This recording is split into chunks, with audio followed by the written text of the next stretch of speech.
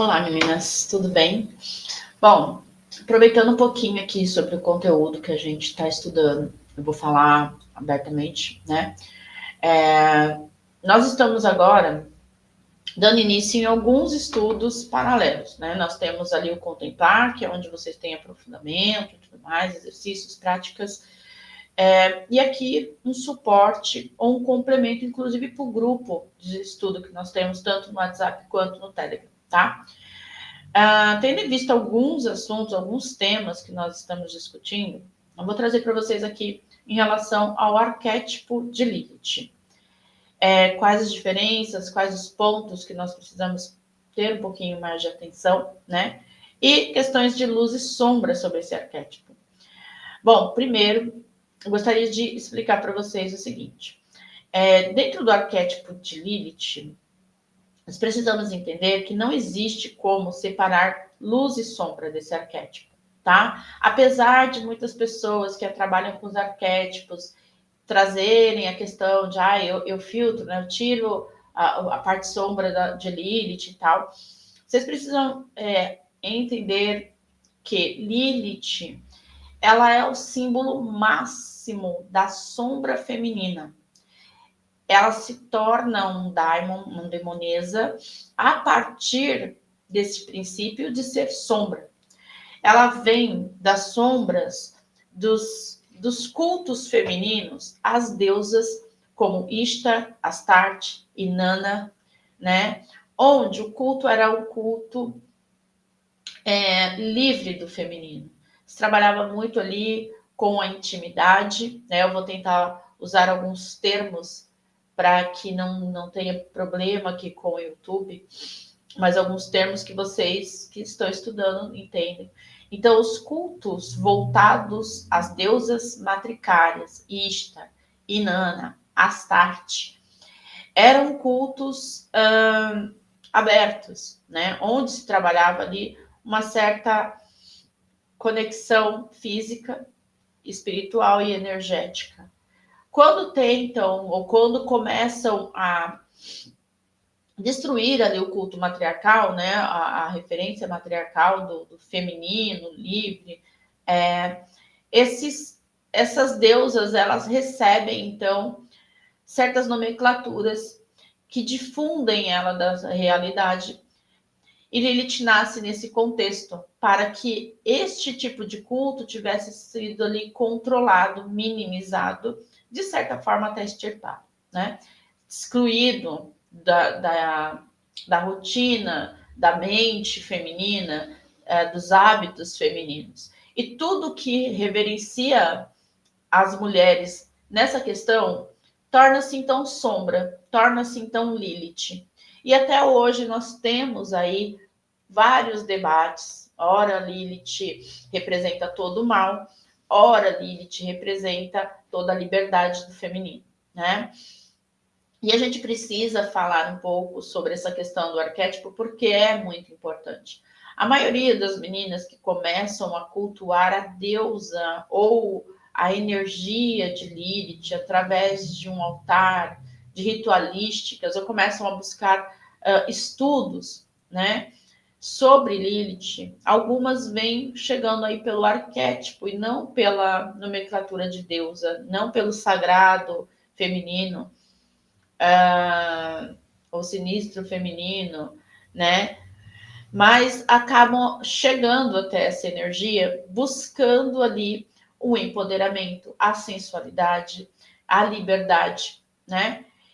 E entram em conflito, às vezes, quando começam a estudar o culto à deusa ou a própria cabala clifótica, que é onde Lilith tem a sua referência maior, né? A partir dos estudos do ocultismo também, do luciferianismo, satanismo, e agora, recentemente, o lilithianismo, né? O lilithianismo, ele é um termo recente, porém nascido de cultos do satanismo, dentro do satanismo, tá? Onde eram ali tentados levar um culto a Lilith, mas toda vez que acontecia essa referência de lilithianismo dentro dos aspectos ali satânicos, né, satanistas, o que acontecia?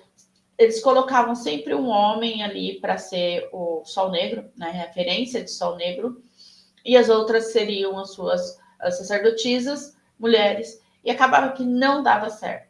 E não dava certo porque existia a resistência da própria deusa Lilith em relação ao Sol Negro, aquele homem que era escolhido para essa representação. Lilithianismo começou a ganhar mais força, mais poder, quando as mulheres começaram, então, a entender a simbologia dessa energia e desse culto ao seu feminino ancestral. Lembrando que quando a gente fala de arquétipos, nós estamos falando de referências segundo Carl Jung, né? Segundo os estudos dele em relação ao feminino, que veio esclarecer muitas coisas, muitas questões do próprio feminino, e isso atraiu, né, muito estudo dentro desses aspectos. Então, quando a gente fala de arquétipo, nós estamos falando de símbolos que existem, né, referências de forças que nós temos dentro de nós. Cada símbolo representa ali uma polaridade nossa, né? E Lilith, ela abrange 3 aspectos do ser humano, 3 aspectos das forças do ser humano, na sua psique, né? Então, nós temos o arquétipo de Lilith, nós temos, dentro dos 12 arquétipos de Jung, né? Nós temos a guerreira, nós temos a amante e nós temos também a bruxa, a maga. Essas 3 referências dentro do arquétipo de Lilith, elas são despertas. Mas Lilith em si, Lilith traz o aspecto sombra natural dela. Então não tem como desvincular sombra do arquétipo de Lilith. Não tem. Por quê? Porque Lilith trabalha justamente nas sombras. É a força de manifestação dela. É onde ela vai atuar em nós, né? Ela vai ativar ali a energia da guerreira, ela vai ativar a energia da amante, ela vai ativar a energia da maga, da bruxa, né? Ou do mago. Mas a referência de Lilith, por si só, é sombra. Então não tem como eu desvincular Lilith daquilo que é dela, daquela que é a origem dela. Não existe, né? Eu não vou descaracterizar uma força para tentar caracterizar certas referências que eu desejo buscar ali. Lilith, ela vai trabalhar nas nossas sombras no sentido de fazer com que nós encaremos essa sombra, entendamos e superamos. A sombra não se torna luz, porque quando a gente vence uma, vem outra. É um desafio normal do ser humano, né? Se fosse assim, nós estaríamos, a maioria aí, iluminados, sem precisar buscar conceitos espirituais para ascender. Mesmo porque existem 2 referências. Dentro dos arquétipos, ou dentro dos cultos da mão direita, as pessoas que cultuam a Lilith ali pela mão direita, ou pelo lado luz, né, para ficar mais claro, elas vêm de busca de uma ascensão, a encontrar o divino em si, a acender a centelha divina, né? E Lilith, naturalmente, ela tem um aspecto sombra, porque Lilith é uma referência da nossa raiz ancestral, da base da árvore da vida, que é a sua raiz, a árvore da morte. E quando a gente fala árvore de vida, árvore de morte, né, a cabala clifótica ou hermética, nós estamos dando referência ao ser humano na sua ascensão e na sua queda, ou naquele plano que a gente já está, que é um plano cheio de desafios. Desafios esses emocionais, psicológicos, né? Mundanos aí dentro dos aspectos materiais também. Então, não tem como desassociar Lilith das sombras, não tem como trabalhar um arquétipo de Lilith sem que você trabalhe as suas sombras, mesmo porque os arquétipos, eles ensinam a gente a superar isso, né? Por isso que a gente usa, às vezes a gente não está conseguindo mudar ali uma vibração nossa, um pensamento, uma postura, uma atitude, e aí os arquétipos, eles surgem para fortalecer aquilo que nós estamos buscando em nós, através de símbolos. Então, muitos símbolos são usados para ativar aquela consciência que já existe, mas de alguma forma está engavetada, está ali coberta, normalmente coberta por uma sombra. Então, quando a gente fala de buscar a deusa Lilith nos arquétipos, é importante sim ter esta consciência de que Lilith, primeiramente, vai surgir das suas sombras. Pode se tornar ali uma energia que vai te iluminar? Sim, por quê? Porque a partir do momento em que você tem a consciência de que aquilo que você está enfrentando, né, é uma sombra, você acabou iluminando ali. Então ela deixa de ser sombra, começa a se tornar um desafio, e a sua missão é superar esse desafio, né? Nós temos referências de Lilith não só dentro da questão da Cabala, mas nós podemos encontrar uma referência dentro dos contos de Gilgamesh, onde Lilith é entoada ali como um pássaro que vive em uma árvore, né, no trono de Inanna, uma deusa.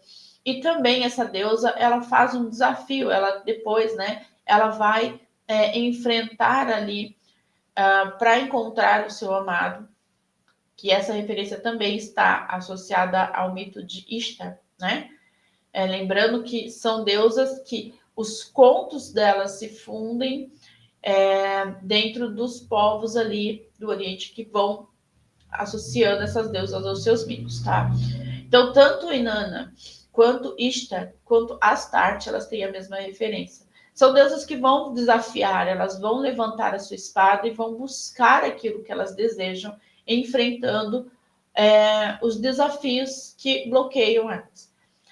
Dentro do contexto, essa questão da sombra da guerreira, por exemplo, é a própria deusa Lilith, né? Enfrentando aí as questões do patriarcado, que sempre coloca um desafio do feminino, para que o feminino tenha medo, tenha temor. Lilith também atua na energia vampírica. Ela trabalha em condições associadas ao vampirismo, né? E essas condições associadas ao vampirismo também remetem muito aos mitos que surgem de Lilith na sua origem. Então, meninas, o que eu quero dizer aqui para vocês é o seguinte: ativar o arquétipo de Lilith não é ter um altar para ela, não é ter um culto a ela, não é necessário isso. Quando a gente ativa o arquétipo da deusa Lilith, nós estamos ativando 3 arquétipos juntos, né? Que são as referências da amante, da guerreira e da maga. Para que cada um supere os seus desafios ali de forma que traga para o consciente aquilo que está no nosso inconsciente. Vamos explicar aqui também que a vibração, a nossa vibração, ela muda, ela altera, tá? Diferente de uma pessoa que vai pesquisar um único arquétipo, por exemplo, o da guerreira, nós estamos ativando 3 que eu esteja citando, né? Porque deve ter mais algum aí. Se vocês lembrarem, comentem aqui quais os arquétipos, dos 12 arquétipos ali de Carl Jung, qual desses vocês têm a referência ali de Lilith, tá? Mas o que acontece? Nós estamos ativando 3, então nós temos aí 3 aspectos sombrios também para superar, né? Introspecção, vaidade, ciúme, posse, autoritarismo. Isso tudo vem com a sombra da guerreira. A amante fala muito do ciúme, né? Às vezes de uma libido exacerbada, também fala de uma dependência emocional, ou que a gente gera, ou que a gente se torna ali, dependente emocional, porque é sombra, tá? E na maga, ela vai falar muito da ligação com o ocultismo, a busca, né, de estar mexendo, então, ali com caminhos mais voltados ao estudo holístico, não no sentido terapêutico, mas no sentido da feitiçaria, da bruxaria mesmo, né, na manipulação dos elementos. Principalmente quando a gente fala dos processos alquímicos que Lilith transborda na gente, começando ali pelo nosso nigredo, que também não deixa de ser de onde Lilith tira muitas meninas de uma fase muito negativa, muito deprimida, e traz ali uma força, revitaliza, né? Tira elas dessas situações, de forma que elas começam a se sentir mais empoderadas, donas de si, fortes o suficiente para começar, então, a continuar a sua jornada, né? Nós podemos associar o arquétipo, para quem gosta de ler, quem trabalha com o feminino, na jornada da heroína, né? O termo, o conto, por exemplo, de Ishtar, que ela vai em busca do seu amor, que foi lá levado, né, pro inferno. Primeiro ela tem que passar os 9 portais, ela se despe, né, das suas ferramentas em cada portal que ela supera. Então, dentro do arquétipo de Lilith, nós encontramos muitas outras referências. E é por isso que, quando se encontra Lilith, fica tudo muito confuso, é muita informação ao mesmo tempo. E conforme a gente vai trazendo essas informações, se a gente não filtra, fica tudo muito confuso. Eu sempre falo para vocês, eu sempre falo na ordem, né? Que a gente precisa entender da onde está vindo aquela referência primária, estudar, analisar aquilo, para depois ir para secundária, terciária e assim diante. Nós temos várias referências de Lilith. Lilith é muito complexa, é muito profunda. Então, realmente acaba sendo algo muito detalhe, né? Muitas referências para estudá-la.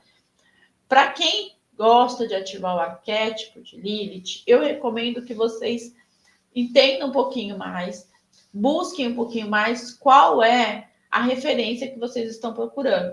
Então, por exemplo, eu estou buscando em Lilith sedução, magnetismo, eu quero essa energia mais feminina, né?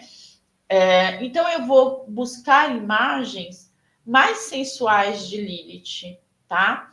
Imagens que mostram aquela mulher no trono, com os seus chifres, porque o chifre significa contato com o divino, diferente das referências cristãs que muitos têm, né, de associar somente ao lado maligno.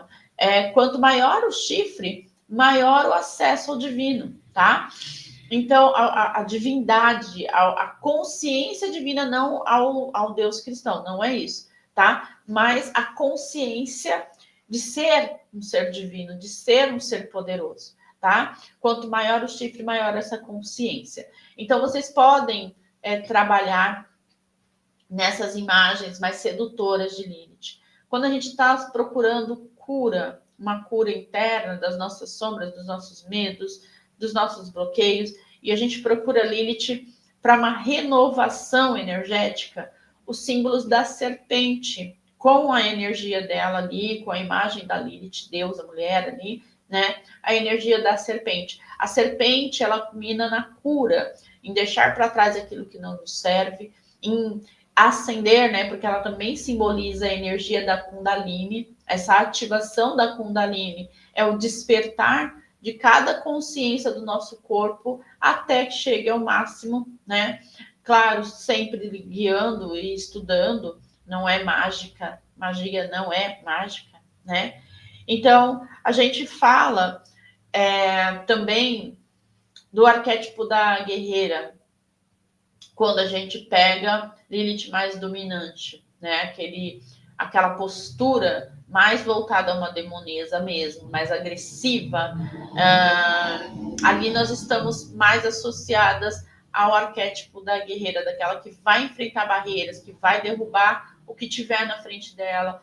Ela vai se levantar sem temer ninguém. Lembrando que a nossa vibração ela vai mudar de acordo com cada uma dessas facetas. Então, cada papel, cada fundo de tela que você colocar, cada mantra, cada cada bioquinese, vocês precisam tomar bastante cuidado com as bioquineses, tá? Mas cada bioquinese, ela vai ativar em vocês uma vibração diferente. Tudo vibra. Isso é Kybalion. Nós começamos a estudar pelo Kybalion justamente para vocês entenderem essas questões de vibração energética que acontecem em todos os segmentos, tá? Então, tudo vibra.